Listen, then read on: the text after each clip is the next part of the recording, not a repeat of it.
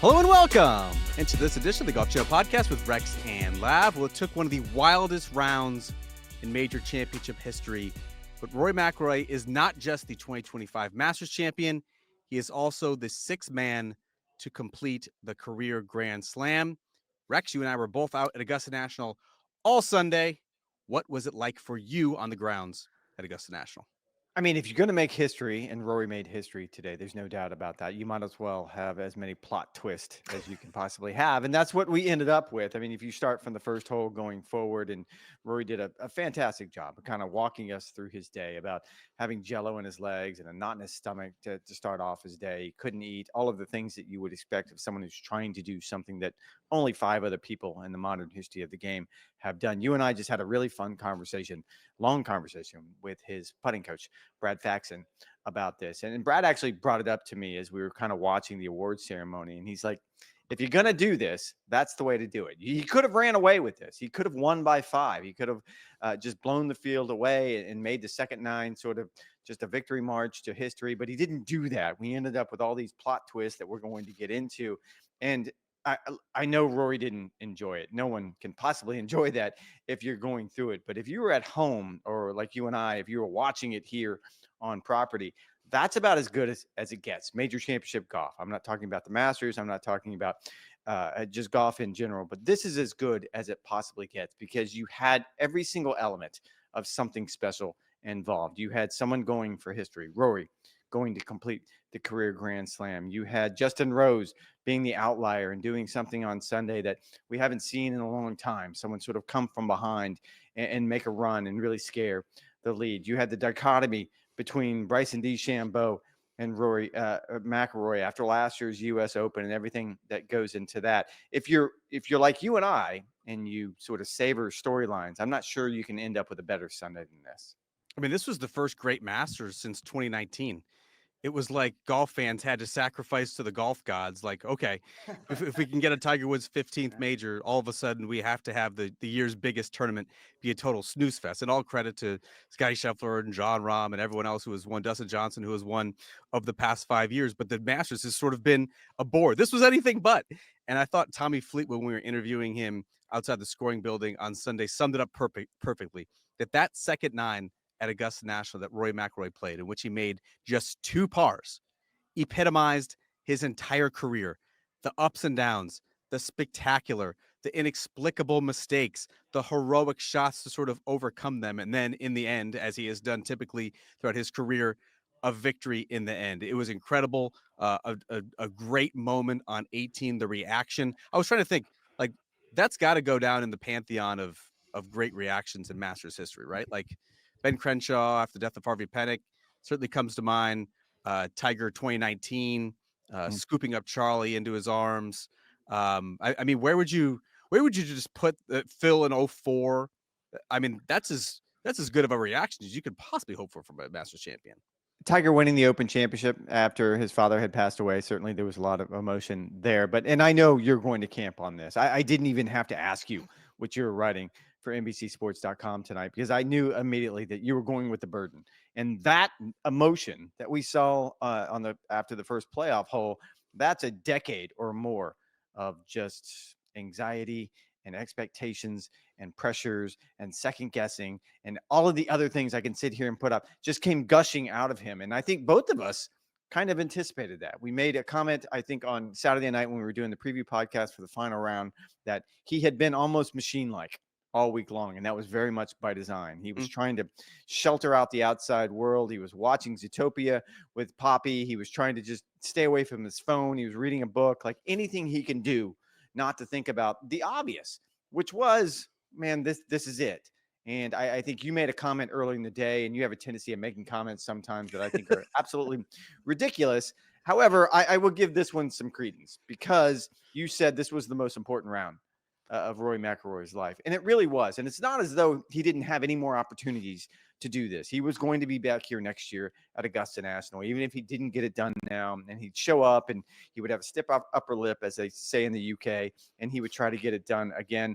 I'm not sure if he could pick himself up after this one. I remember writing in my notes while he was giving his press conferences, how many times can you pick yourself back up Hmm. And he mentioned the idea. And I think it's the question you asked him about what was the low point of the last decade. And man, I can only imagine trying to sum that up in my own life, but like put it in context of Rory's. And I think he went right to Pinehurst. He didn't want to go there. He kind of danced around it for a minute, and finally it was St. like, Andrews was also tough. yeah, St. Andrews was tough, but he finally got to Pinehurst, and yeah, man, that one hurt. That one killed me. If it happened again here under those circumstances, I'm not quite sure if he could have. And you again, you always seem to go one step further than I'm willing to go. I will say, and it's been a running joke all week, and this will be the last time I absolutely say it. On Wednesday, I picked Rory McIlroy to win. And that's the most humble of brags because, as I've said numerous times, I had no bass in my voice. As someone walked by me as Rory was making the turn on Sunday with a 4-stroke lead, he was up by 4, and they're like, you did it. I still didn't have any bass in my voice because I still knew that, man, this could all unravel so quickly. Fans of the pod out there Sunday at Augusta National, those are things that you certainly do love to see. I tried to make the point on Sunday, Rex, that this was like a binary outcome as it related to Roy McIlroy. It was either going to be the best day of his life, or it was going to be the worst day of his life if he was unable to get it done. I would say the worst day of his life because it would be the most painful defeat in a career that has sort of been piling up heartbreaks over the past half decade. And I think Rory understood, at least at times on Sunday, that he was living quite dangerously. That was I going to let this slip away? The double on 1, which he sort of attributed to being incredibly nervous. The double again on 13 after again an inexplicable mistake hitting into the creek with his third shot. But it's the resilience that he has showed, and why I felt like this was such a consequential day for Roy McIlroy is when you look at the burden. And again, you're exactly right. That is exactly what I was writing for NBCSports.com/golf. But Rory had a chance to prove that he was historically resilient. When you look at the other players who have captured the career Grand Slam, all of them needed no more than 3 attempts. This was Roy McIlroy in his 11th attempt to capture this. I mean, the ability to come each and every year to Augusta National, to think about it for 8 or 9 months, to make the preparatory trips in advance, to scout the golf course, to undergo, multiple sort of hypnoses almost to sort of put himself in the proper mind frame. Was he going to think about it? Was he going to treat it like like any other tournament? Was he going to treat it like a special tournament? Was he going to take one trip? Was he going to take 2 trips? Was he going to have a putting coach this time? Was he going to have a mental coach this time? Like he was trying everything possible to try and win the Masters, and to do it over and over again, and to fail over and over again, like had to be unbelievably taxing on him. And no one who has gotten this close and failed to do it. The other players who have held a 54-hole lead while trying to capture the final leg of the career Grand Slam have all gone on to win. And the prospect of him not doing it, I think would have been, too much to bear.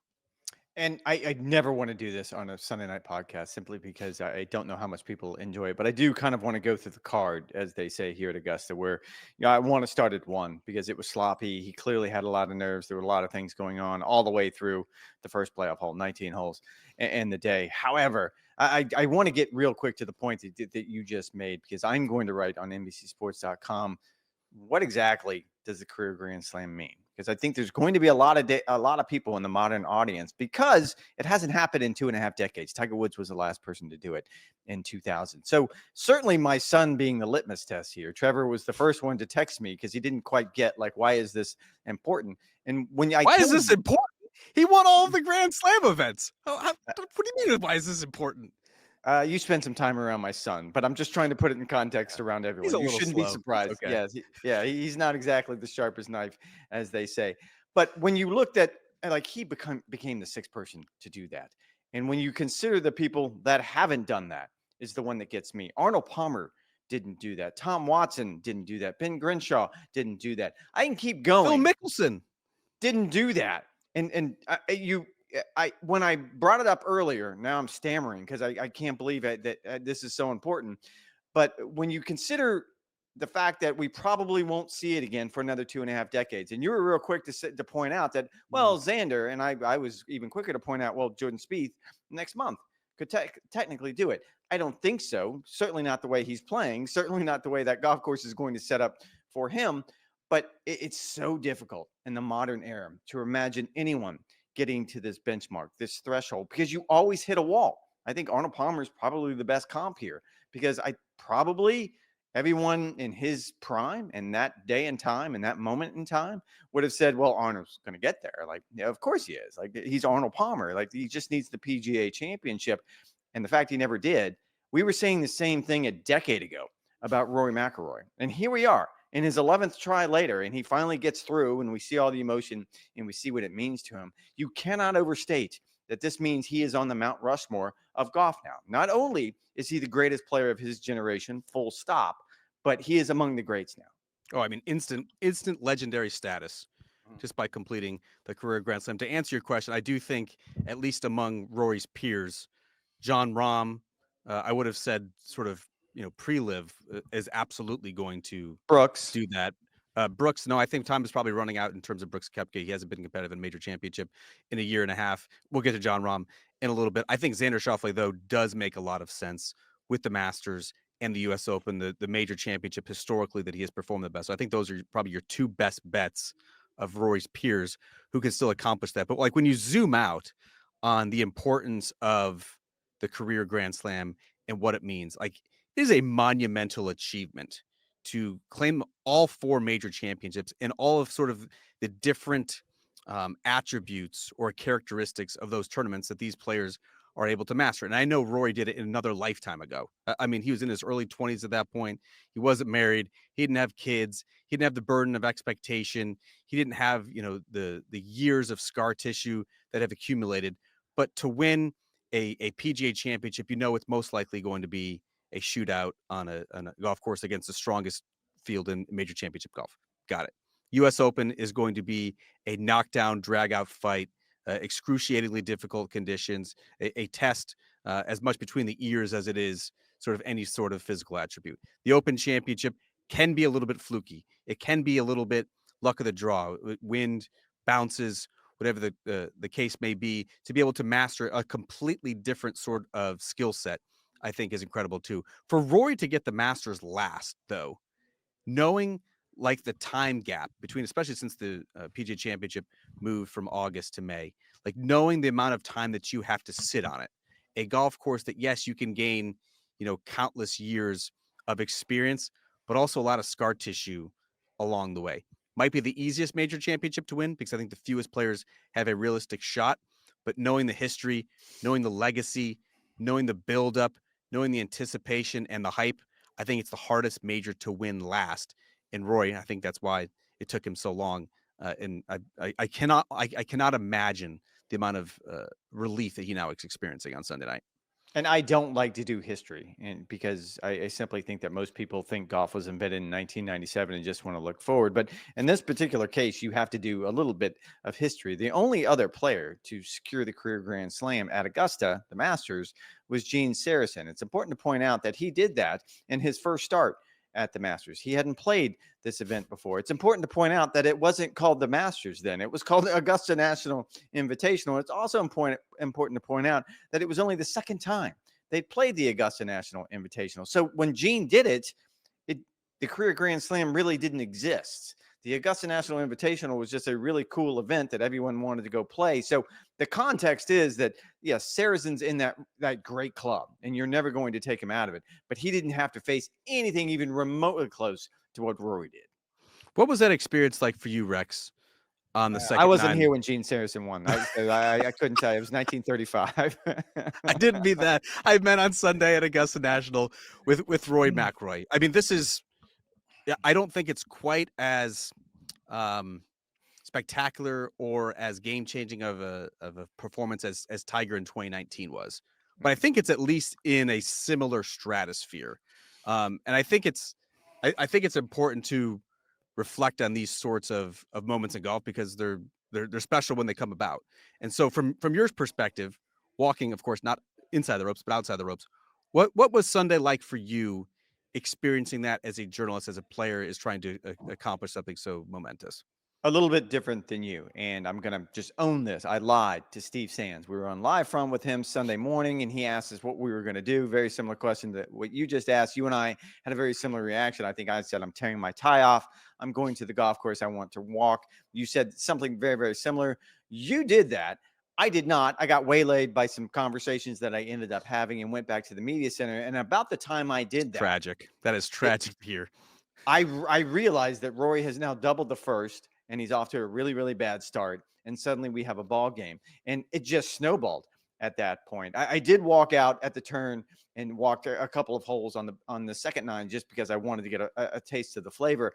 But you missed so much being on the golf course, if we're being honest, right? Like, if you're being honest, you really didn't see much of what Justin Rose did. You certainly didn't see much of what Louis Gobert did. Nope. You had no idea that Patrick Reed actually holed out on the 17th hole to get within 2 strokes going to the 18th hole. Like, there was so much that, and those things happened with like a 30-second window.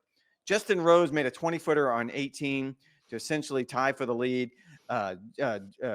Patrick Reed holed out from the fairway on 17, and I'm trying to think here. I think Rory McIlroy ended up making par on 15. I mean, there were so many things that were just rat-a-tat-tat at you. And normally I do like to walk, but in this situation, it was just impossible. You couldn't do it. But I think that's sort of the beauty of the Masters. That's why I love covering it so much. It certainly has its frustrations.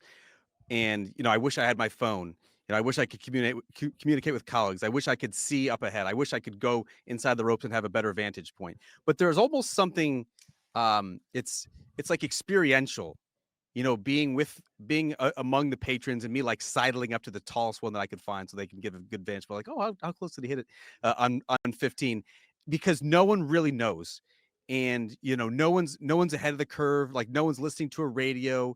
You're all just sort of fixated on the leaderboards and waiting for another number to pop up, and it elicits an actual reaction from the gallery. If you've never been to the Masters, this is probably hard to imagine, but you have no idea what's going on ahead of you until a Justin Rose 11 pops on the board, and all of a sudden there's murmurs and there's gasps and there's cheers. Like, there's nothing like it in all of sports. And so I love being among that because you can get so much color. Sure, is a little bit frustrating because I didn't see a single shot that Justin Rose hit on Sunday. Certainly. But like, if my story was and is going to be Rory McIlroy's Sunday at the Masters, you have such a collective experience among golf fans being able to experiencing it that way, where no one's ahead of it. Everyone is experiencing it in real time. I think there's something special to that as well. And again, to pull back the curtain a little bit, when they went out in the playoff, because you and I both were in the interview area, which is just behind the clubhouse, we were both standing there when Rory walked in. I think we both wanted to get a little bit of that flavor, and it was the scene. Like, the crowd was behind him; they were trying to lift him up on his shoulders. I've Was ever pretty cool. seen that many people encircling the 18th green before at Augusta National. That was enormous. I've never seen that many people encircling the I don't know what you would actually call this. There is a pit where the reporters are, and it's just roped off. You couldn't really get access to it because you had to weave through a gallery that was about 7 or 8 people deep. I've never seen that before, not even in 2019 when Tiger Woods won, and it was a madhouse back then. And then we went inside, essentially right next to this little room, which is right next to the locker room, to watch the playoff hole. And to your point, you hear it all before you actually see it on TV. We knew that Justin Rose had missed his putt for birdie on the first playoff hole. And then we knew long before they actually showed it on TV that Rory McIlroy had made his putt, which allowed us at least it allowed me to sort of fixate in on exactly how he celebrated. Because I'm always curious of what the emotion was going to be like. And as we know now, it all just came pouring out. Why do you think this was Rory McIlroy's time, Rex? Why do you think in his 11th attempt, why do you think in 2025, why do you think now, just a month away from turning 35 years old, that this was Rory McIlroy's time to complete the career Grand Slam? For all the reasons we probably talked about on the Wednesday podcast. He's won twice coming into this event. He's won 2 big events. He was really tested at the Players' Championship and that playoff. And we spent a lot of time talking about the idea of his mentality going into that playoff, that he knew he was going to walk to that 16th tee on Monday morning at TPC Sawgrass, and he knew exactly how he needed to execute, and you did it. And when you do it under that kind of pressure, and you do it with that kind of title hanging in the balance, I don't think you can overstate how important that is to a competitor like Rory McIlroy. He won a signature event at Pebble Beach, as you and I both pointed out. If you look at what he is doing, or he has done statistically this season so well, strokes gain approach, he's putting really well. He's obviously driving the ball better than anyone else. Coming into this event, I don't know that in the last decade, as he has been on this quest to complete the career Grand Slam, I have seen him in better form. And you pointed it out, and we can go on, and we always have a little bit of fun with this. He hasn't stopped searching. I mean, if the definition of insanity is doing the same thing over and over again, Rory McIlroy was never going to be guilty of that, because he's always trying to find whatever the magic formula is. And I'm not even quite sure he found it this time, because let's be honest, this wasn't a wire-to-wire dominant performance. I think what he discovered about himself this week is that he can be resilient, that maybe all of that patience over the last decade can pay off. But I don't think he would, if he's being honest with himself tonight during that celebration, he's not going to tell anybody that, yep, I got it figured out, I'm going to win a couple of these. I mean, I don't care what the statistics say in terms of like strokes gained total, but like Rory McIlroy is a much better player now than he was in 2011 to 2014 when he won those 4 major championships in quick succession. The changes he has made with his approach play and covering the ball better, sort of sawing off the finish, that obviously translates as well to the softer golf ball that he's playing, like that has clearly worked. And remember last fall, Rex, after he had the sort of disappointing, obviously U.S. Open, he failed to win the BMW PGA, he failed to win the Irish Open. He locked himself in that swing, that little swing room where he couldn't see the ball flight, and it was dark, and he was just in there for 2 weeks. Like, I think that has a massive impact on what he's doing now as a player, getting his swing in a better spot finally, and understanding that that was the biggest differentiator between how he plays the game and how Scottie Scheffler plays the game. And now all of a sudden he's ripped off a season like Scottie Scheffler is doing in 2024 to 2025. The short game is so much tidier. The putting, and he's worked with Brad Faxon since 2018, is so much better. But I think there's other factors that go into it as well. I think he benefited certainly from his competition being just a little bit off. Scottie Scheffler still winless in 2025. Xander Schauffele, a 2-time major winner in 2024, still recovering from the rib issue. Jon Rahm's game is a little bit of a mystery. Like, I don't think he had a clear threat at this point, and he has been by far the best player on the PGA Tour in 2025, and I think that was beneficial as well. But I also think, Rex, that luck plays a big part in this. The number of times that he drove into the trees and was able to escape it. Now, they were incredible recovery shots out of the trees. Sometimes he was hooking them. Sometimes he was cutting them. Sometimes they were high. Sometimes they were low. Like, every single time he had an out. And I had an interesting theory posited to me. Did the tree loss that Augusta National sustained in the hurricane, those would have been the tallest trees, those falling over and sort of clearing the way and thinning out some of those heavily wooded areas to allow these recovery efforts, did they help Rory McIlroy? Certainly. I think it's at least a reasonable theory. Ball staying up on 11, being able to make 4 double bogeys, and still coming away with the victories. Like, there's a confluence of events as to why Rory McIlroy won this major championship, but I do think luck certainly played a big portion as well. And he said it himself. He said he rode his luck all week long. And then in a moment of clarity, he said, maybe I deserved a little luck, considering with what I've endured. I think I deserve it. What a great line. And I think there's something to be said for that. As far as the trees, I'm not buying that one, because everyone else was playing from the same trees. And I didn't see anyone else pulling off the magic acts that he did. Like, sometimes it's your week and you're going to end up with windows where others don't end up with windows, which leads me to where I did want to go. And again, I hate doing shot by shot. I don't particularly care what club he hit on the 72nd hole. However, I was fascinated, and you were in there when he went through his card and he was asked what was the best shot of the day. And it is kind of an interesting question, because it always ends up being something that you didn't expect. His answer was something I didn't expect, because you could argue it was a 9-iron on number 7. I thought it was a wedge, but how he launched it and where it ended up, it could have gone really, really poorly there. And he ended up having a birdie look on that hole. Certainly you look at what he did with his second shot on 15. I thought that was going to be the shot of the tournament. I mean, that was just pure gold I don't know that I've ever seen anything so good. What he did on the playoff hole with his second shot after hitting what was a really sloppy wedge to play the same hole in regulation, I thought to rebound off of that and not be sort of disturbed by any demons that may still be around. I thought that was really impressive. None of those things were it. His favorite shot of the day was his second on the third hole. And I kind of get where he's coming from because he got out to such a terrible start. And I get it. He pars the second hole, which is a birdie hole. And he obviously makes the double on one. And you even mentioned it when he drives it close to the green. And I thought this was probably one of the better vantage points. We always talk about you can't really get a sense of Augusta, the elevation changes until you're actually on property. I thought that shot did a really good job of showing people exactly how far below the green he was. And it was going to be a delicate chip up the hill, and the way he bumped it into the bank and gave himself a birdie opportunity that he ended up converting. That was the shot of the week for him. The most important shot, which I think is an important distinction. I think at that point in the time, he absolutely needed it. And I think you make a great point too. Like, Rory is different in the variety of shots that not just he can even visualize, but the ones that he can even pull off.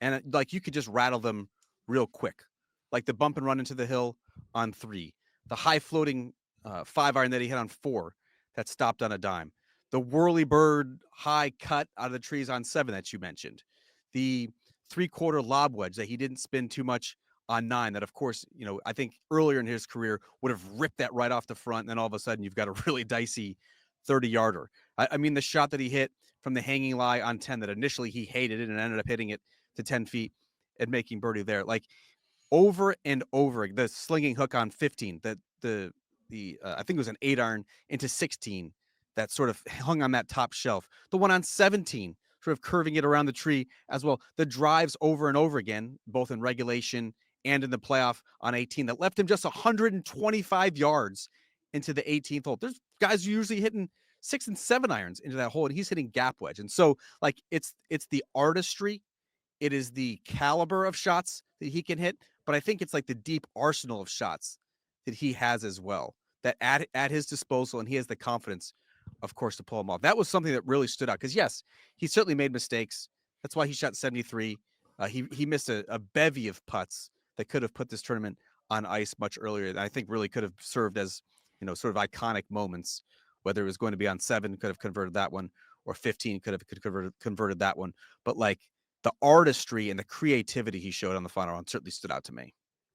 I mean, and you look at just the mental toughness, just the physical gifts. We were pretty clear about this. When you asked me why, okay, I was going to pick him on Wednesday. Way to go out on a limb. You're picking the world number 2. Yet I know you're taking a huge chance there.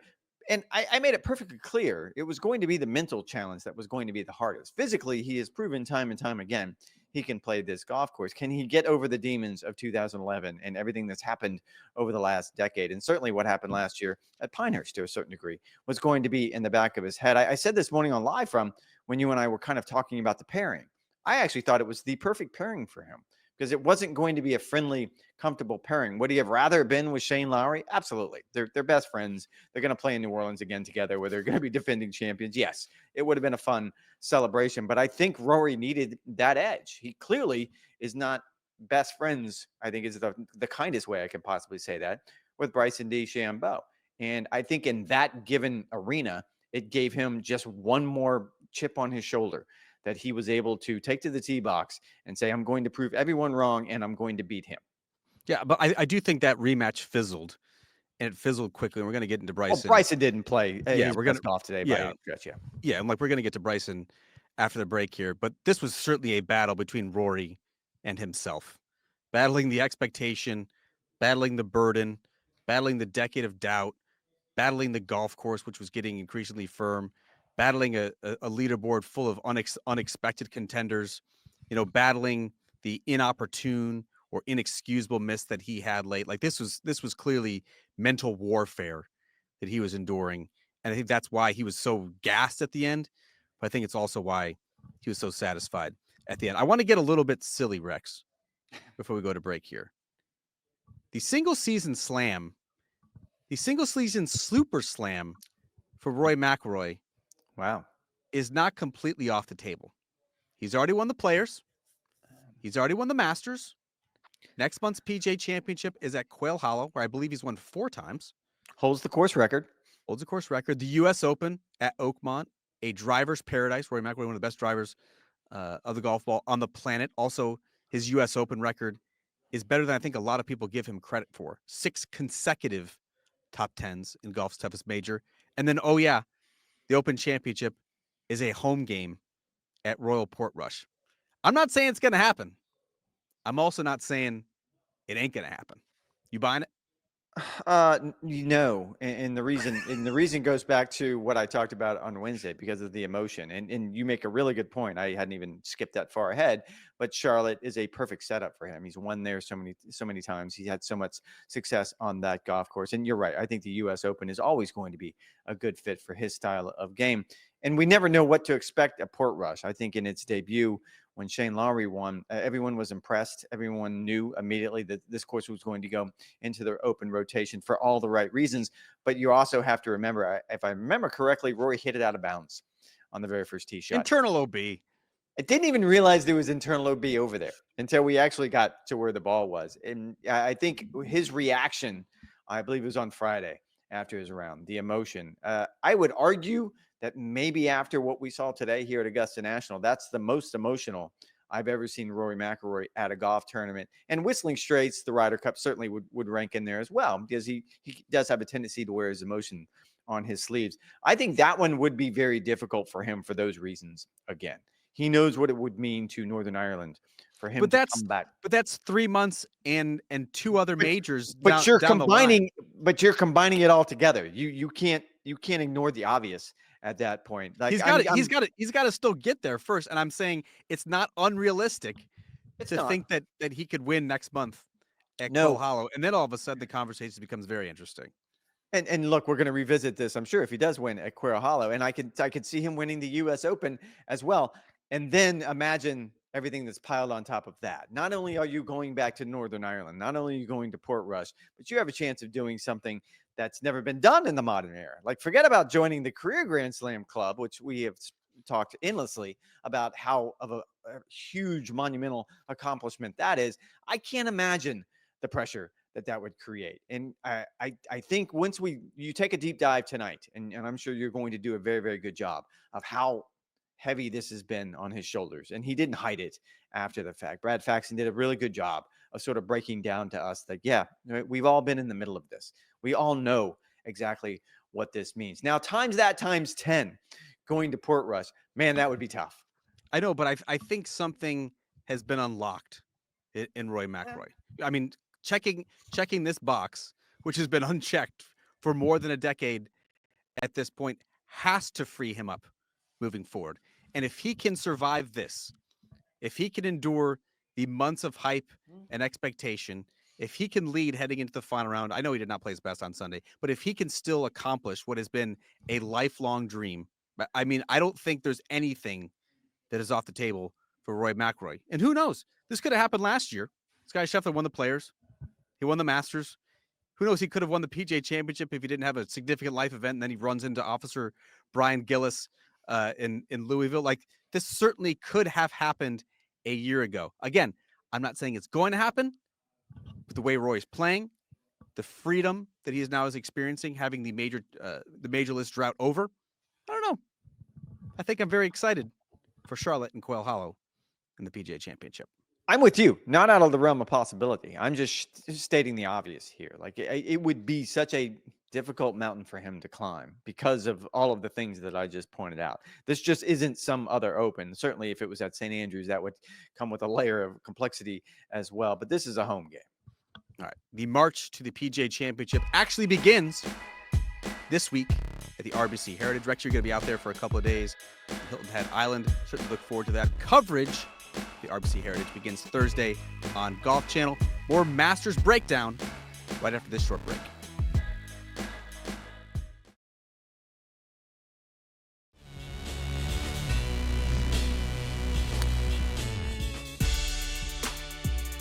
All right, Rex, this was billed, at least on Sunday at Augusta National, as this rematch or the showdown between Rory McIlroy and Bryson DeChambeau. Certainly seemed like we were going to get that over the first hour of the final round of the Masters did not necessarily materialize. What went wrong with Bryson Sunday at Augusta National? Same thing that had been going wrong all week long. And I haven't had a chance to watch live from tonight, but I would refer everyone to Saturday night's live from when our colleague Brandel Chambly did a brilliant job of breaking down exactly how poor his ball striking was, specifically his approach play. And if you look at it, and I'm going back to Saturday here, he put himself in positions where he had no business getting it up and down. And he did a really good job. He putted well, he obviously chipped well, and he drove the ball brilliantly. I think you did a good job of sort of pointing out that not only was he in the top 5 in the field in driving distance, but I think he was in the top 10 or 15 in accuracy. So that's usually a pretty good combination, especially on this particular golf course. So there is no real excuse other than his iron play was just off. And I think we saw that Saturday night when he was on the range until well past 8:30 p.m. looking for some sort of He answers. had And 5 bags of balls on Saturday night just to hit iron shots. He wasn't hitting drivers, just irons. I can't wait to get back to my desk and actually count how many balls he hit for the week, because I bet you he played. I'm going to put the over under at 25 rounds this week. If you just equate it I'm up, you're going taking north. over. I'm taking north. That's probably a pretty good one. He finished the week strokes gain approach 48th out of, I think, 52 players made the cut. I think that's all you really need to know. And we know, I brought this up numerous times this week, this golf course, Augusta National, is the #1 GIR bias on the PGA Tour. If you have to do one thing well, everyone thinks it's putting. That's not it at all. You have to have your approach play on point because it's so exacting. It's so demanding. We saw it time after time today where he would hit what he thought was a good shot and it would catch a ridge, or it would spin back off the green, or it would jet long, whatever the case may be. And it was never really there. I don't know that I would call this day disappointing on any level, because it really wasn't. If we would have asked the golf You gods, don't think this was disappointing for Bryson? His best chance to win a green jacket and yes, to reassert his yes, dominance over his nemesis, Rory no, McIlroy? I do. I guess what I was getting at is if we asked the golf gods on Wednesday that, okay, give us this best case scenario, that's what we would have got on the first tee. It would have been Rory and Bryson going head to head. All of the subtext, the narrative going into it last year at Pinehurst, Rory trying to complete the career Grand Slam. You could even add the PGA Tour Live stuff in there if you wanted to. That seems trite at this point when we were talking about this competition, but it had everything you could possibly want. It was a blockbuster hit, and it absolutely came up flat for Bryson. And he had the opportunity with the way Rory started. He had the opportunity to come out and make a statement and to take the lead and maybe pull away a little bit. And he just, I think finally, all of those things that Brando pointed out caught up with him. He put himself in positions that he simply wasn't going to be able to get up and down from. And he talked about it after the round. He simply wasn't sharp enough, and that he's only going to get away with that for so long on this golf course. I will say it sets up a compelling summer. This is still the same guy that did what he did last year at Pinehurst. This is still the same guy that's won 2 U.S. Opens. I can only imagine going into Charlotte what the buzz is going to be, because you have Rory coming off of this high, and I'm not quite sure if Bryson is going to need to recover. I think he's going to roll into the PGA Championship with just as much momentum as he had this week. Yeah, and look, Augusta National, you mentioned how much of a ball striker's golf course it is, how important iron play is. Any guesses who's the #1 player in strokes gained approach for the week at the Masters? Yes, Rex, go ahead. Rory McIlroy. Yes, eventual winner Rory McIlroy indeed led that category, while Bryson DeChambeau, as you mentioned, was 51st in that category. The big high draws are just not a good fit for what Augusta National requires. Yes, I know he's coming in at apexes that the few players can reach, but that sort of spin, that sort of shot shape with your approach play, and not really varying it hole to hole has never been a good fit for Bryson DeChambeau. I mean, all credit to him that he even put himself in position, given some of the spots that he was finding across Augusta National. I mean, led the field in scrambling and strokes gained around the greens. He putted great, at least for a couple of days. I know he didn't have his best performance on Sunday, but I think what Bryson really showed is just an immense amount of grit and competitive spirit and heart to have nowhere near his best approach game, and yet still give it to a player who I think is playing by far the best golf of anyone on the planet. I think nothing but positives for Bryson DeChambeau, but I'm not all that surprised by what transpired on Sunday. I thought it'd be a runaway from Rory McIlroy, at least to Bryson DeChambeau, and it certainly was in that direction. But like, this is an issue that has plagued Bryson for the past couple of months. and he didn't find the magic elixir at Augusta National. He seems to think that's an equipment issue, and he said he's going to have some exciting equipment news, quote, very, very soon on this front, just as he did with the curved face of the driver. I'm not putting it past Bryson. I think he can figure it out. I think he probably does, sort of derive a lot of confidence and sort of from his equipment. But it's clear this has been an issue for the past couple of months, and it was clear that it was going to cost him at the Masters. How about Justin Rose, Rex? What stood out to you about Sausage Finger? Please. Yes, well, Goldie has actually given us the information. It was 1,029 shots. I believe that was on the practice tournament area, and that equates to, I believe, 14 rounds of golf if he's shooting par of 72, which we would expect Bryson to shoot much better than that. He has proven himself to be the marathon man, and that doesn't seem to be changing. I think when I watch that, and you and I probably had this conversation early in the week, there's always going to be alarm bells because there's only so much stress his body can take. You actually asked him how his body was able to hold up through this. He talks about maybe doing the long driving stuff. That's going to take a toll as well. So I am curious about that. But to your point, I would argue what Rory was able to do at TPC Sawgrass, clearly without his best stuff, certainly off the tee, gave him nothing but confidence coming into this week, thinking that, yes, if I have to play kind of for Rory, I'm going to say this, a 300 plus soft fade, just to make sure I get it somewhere close to the fairway, I can do that and still keep myself into contention. He didn't win this week, but I think you're absolutely right. The fact that he knows that, man, I was probably 2 or 3 degrees off where I needed to be with my iron play, and I was still right there until at least the opening 9 holes on Sunday. That's encouraging. How about Justin Rose, Rex? Falls in a playoff at Augusta National. His second playoff defeat, lost to Sergio Garcia, who also buried the first playoff hole in 2017. Now he loses to Rory McIlroy, stuffing it to 2 feet on the first playoff hole in 2025. Second consecutive major for Rosie at the age of 44, getting himself in the mix all the way down to the finish line. What stood out to you about what he could accomplish? And do you believe there's still a shining day that Justin Rose can have in the major championships? Indian summer, man. I mean, it took us a long time, you and I specifically, to figure out exactly. We had to ask exactly. like 10 people exactly what that meant. We appreciate all our friends from the UK finally bringing us around. We're not very quick on that one. But it's fun to watch this at 44 years old, which I don't think in golf terms, is that old, especially if you're Justin Rose, who is clearly taking care of himself. He's going to great extremes to make sure his body is able to cooperate. I can imagine that he's going to continue to do this for the next few years. We're not talking about this year, next year. I think he can be competitive well into his late 40s, if not his early 50s, because of the things he's been able to do with his body. And he's never had a serious injury. This isn't a person where we've talked about him like a Tiger Woods or Will Zalatoris. He's never really been debilitated by an injury. So absolutely. And you look at what he was able to do this week, where it would have been really easy after those first 2 rounds, and he struggles on Saturday, to kind of go quietly because he knows the stage is set for Rory and Bryson. That's why everyone was here on Sunday.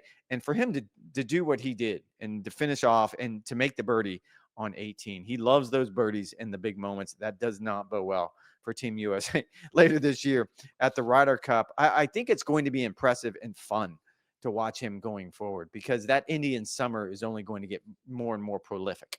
All right, plenty more Masters breakdown I'm sure we're going to have on Wednesday, because of course we do this podcast twice a week, not just once on linear television. Rex and I'll be back on Wednesday for another edition of the Golf Channel podcast with Rex and Lab, with Rex's full report with RBC Heritage. We'll be right back after this short break.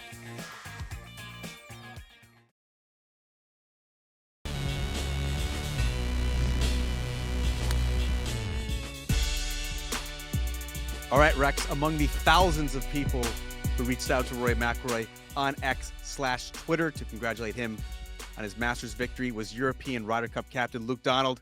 Boy, old captain's got to be feeling himself at this point, huh?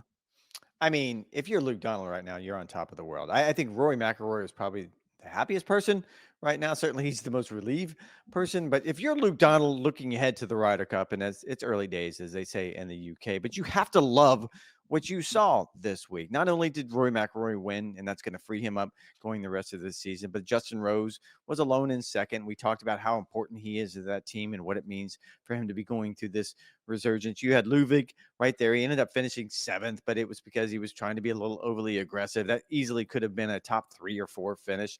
looking ahead. I just think all of these things combined add up to he is going to go into that with so much confidence every year. And I'm sure we're going to do it this year. We're going to do the paper thing. On paper, the US team's going to be the stronger team, but year in and year out, or every 2 years and every 2 years out, we see that it doesn't matter to the Europeans. They seem to come up clutch more often than not than the Americans do. Today was an example of that. I'm not sure on paper the Americans are actually going to be the stronger team at this point. Like Luke Donald's got to be praying that this team is not peaking too early, and Keegan Bradley's got to be praying that this team is going to pick up in form. You look at the Europeans. I mean, from Rory McIlroy to John Rahm. You mentioned Justin Rose, Ludwig, Hatton. Hovland has won this year. Sepp Straka has won this year and is playing his best golf. Tommy Fleetwood, Shane Lowry, the Hogard twins. I mean, this team is going to be stacked 1 through 12. Keegan Bradley better see something out of his boys because it's a little bit of a trouble spot right now as it relates to Team USA. No, I agree. And like, look, again, early days, we have 3 majors to play. You have no idea what's going to happen in the playoffs. And I think there's plenty of time. But as Luke Donald prepares for this year's matches and he starts going through potential pairings, it's so much easier for him than it is for Keegan. All right. Speaking of 2 Ryder Cup stalwarts, how about these 2 players? Both live players. A little bit disappointing. John Rahm ended up having a good Sunday to finish in the tie for 14th, while Brooks Koepka missed the cut at Augusta National. What conclusions can you draw from 2 of Liv's biggest superstars? To be fair, when it comes to John Rahm, this is just his 4th major since he joined Live Golf. And we always said we're going to judge him on what he does in the major championships. He only played 3 last year. He was injured for 1 with that foot injury. So I'm not quite sure if there's enough there in the case study for us to, I don't know if there's enough rope for us to actually decide if the decision to go to Live Golf is a good decision or a bad decision. But certainly when he shows up at this golf course, and he ended up finishing well on Sunday, but I think by and large, it was a bit of an underwhelming performance for John Rahm at a golf course where he has had so much success. And he talked about it coming into this week that, yes, last year's major season was not his favorite major season, but he also said that he was being judged unfairly by his production, by his performances in the major championships. That's going to be his reality going forward. He may not like it, but the general public is only going to look at what he does in the major championships, and he continues to do this. I will give him the benefit of the doubt now, but that's going to run out after, I don't know, this year, next year, sometime. I mean, he was a non-factor again, which is something that we've never said about John Rahm. I mean, this is one of the players who's going to go down as one of the greatest European players ever, and yet he has been a non-factor in the major championships now for 4 consecutive, as you mentioned. I think that John Rahm sort of bristled at the fact that like people aren't viewing my consistency in a positive light like they used to on the PGA Tour when I finished 48% of the time inside the top 10. I think what's most concerning about John Rahm is that he's not winning. He's not winning on the live circuit either. Like when John Rahm signed with Live Golf back in fall 2023, I thought, wow, this guy's going to win 6 or 7 times. And that has not transpired. He won only twice in 2024, has yet to win in 2025. I want to see John Rahm sort of reassert himself as the dominant player on Live from a victory standpoint, not just a consistency standpoint. How about Brooks Koepka with his now 5 consecutive major championships when he finished outside the top 25? I mean, missing the cut is difficult. You have to play really bad to miss the cut at the Masters. This is by far is the easiest to do it. And he didn't even look particularly sharp. It's not as though it was close. It's not like, oh, he made a mess of the last hole and wasn't around for the weekend. I think there is something off. And no one turns it around quicker than Brooks. We've seen it time and time and again throughout his career. And he can show up at Quail Hollow for the PGA Championship next month and something can click. And next thing you know, he's in the mix. But he too, to a certain degree, has become a non-factor in the major championships. And that's more concerning to me because his career, his identity is attached to those major championships. Especially now with Rory McIlroy matching him with 5 major championships in their career. Brooks did split with Claude Harmon last year, now working full-time with Pete Cowan, one of the best in Europe. Brooks certainly going to have to turn around at Quail Hollow. Big boy golf course, probably more of a fit where he currently is with his game. How about this one, Rex? I thought it was a very interesting story earlier in the week with Nick Dunlap, the 2-time winner on the PGA Tour, the first amateur since Phil Mickelson in 1991 to win on the PGA Tour in 2024. Opened with a 90 at the Masters, rebounded with a 71. What did Nick Dunlap's current plight tell you? We don't have enough time because there's a lot of things to pick apart, and this pains me so much. But you might have been right. And I'll go back to last year at the American Express when he won, and I was there, and he was an amateur. And I think you said something along the lines of maybe he shouldn't turn pro. Maybe he should stay at Alabama and enjoy that final year of college and then turn pro, because he would have still had the exemptions. And I remember barking at you at the top of my lungs as loud as I possibly could. That's ridiculous. Like, in the era that we live in professional golf, you turn pro now, you take advantage of all those starts and signature events, and you make the most of it, because trust me, there's plenty of players who would love to be in that position. Now, fast forward a year and however many months since then, yes, he's won again since then, but he's also struggled mightily. And what we saw out of him this week, and I will give him credit, because it's going to be a bigger conversation that we continue to have about media access to players. And after that round on Friday, he sort of let the world in to the struggles and the pain and how difficult this is and how haunting it is to try so hard to do something that you absolutely love and get absolutely nothing in return for it. There was a bunch of really good stories written about this, including yours when it comes to Nick Dunlap. And I think it's a litmus test of, yes, young players are more prepared for the PGA Tour coming out of college now. We've touched on this time and time again. However, not all of them are. And maybe it would have served Nick Dunlap really well to spend another year in Tuscaloosa and to maybe mature a little bit and maybe become more comfortable, because once you turn pro, you're essentially on your own. He won on the PGA Tour a couple months later after enduring a little bit of a rough patch. But I mean, it's clear he is in a very dark place. All credit to him for speaking with the media here at Augusta National. Is in the field this week at the RBC Heritage. Got to be hoping Nick Dunlap finds his way out. He is certainly an immense talent. All right, that is going to do it for this edition of the Golf Channel podcast with Rex and Lav. Thank you guys for all of the support, all of the comments, all of the clicks, all the downloads all week, not just on NBCSports.com, but also on our YouTube page. We certainly appreciate all of the patronage there. It was so fun bringing you guys the 89th Masters, all of our recaps. You guys are the drill. NBCSports.com/golf for our latest news, notes, and updates. Stories from Rex, myself, and our colleague Brentley Roman. Thanks for listening. Thanks for the support. We'll talk to you guys on Wednesday afternoon.